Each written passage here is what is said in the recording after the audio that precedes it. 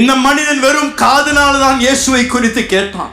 இயேசுடைய அற்புதங்களை குறித்து இவன் கேட்டான்.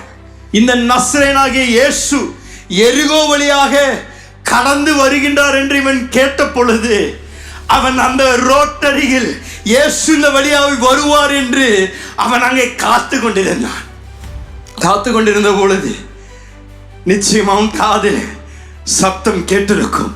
கூட்டத்தின் சலசலப்பை அவன் அறிந்திருப்பான்.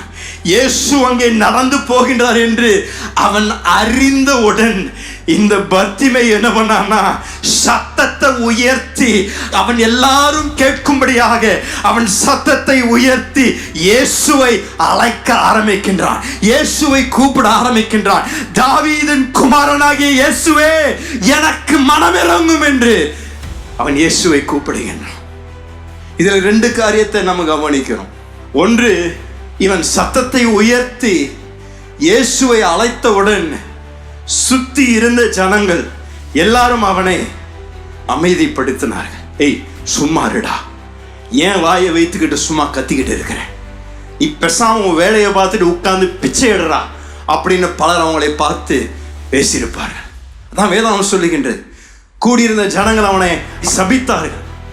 ஆனாலும் இந்த பர்த்திமையுக்குள்ள ஒரு துணிச்சல் இருந்ததுங்க. அவனுக்குள்ள ஒரு எதிர்பார்ப்பு. இந்த சந்தர்ப்பத்தை நான் இழந்து விட்டேன் என்றால் எனக்கு வர வேண்டிய அற்புதம் வராமல் போய்விடும். ஆகையால் இப்பொழுது எனக்கு இருக்கின்ற இந்த சந்தர்ப்பத்தை நான் பயன்படுத்தி யார் என்னை என்ன சொன்னாலும், யார் என்னை எப்படி நடத்தினாலும், இயேசு இந்த பாதையை கடந்து போவதற்கு முன்பதாக நிச்சயமாக அவரை நான் அழைத்து அவரிடத்திலிருந்து நான் பெற்றுக்கொள்வதை நான் பெற்றுக்கொண்டேதான் அவரை நான் இந்த இடத்தை விட்டு கடந்து செல்ல நான் அனுமதிப்பேன் என்று அவன் நிச்சய எதிர்பார்ப்போடு கூட வேதவசனம் சொல்கின்றது. ஜனங்கள் அவனை அமைதிப்படுத்த முயற்சி செய்த பொழுது இன்னும் சத்தத்தை உயர்த்தி இன்னும் அதிகமாக, தாவீதின் குமாரனே, எனக்கு மனதிறங்கும் என்று அழைக்கின்றான்.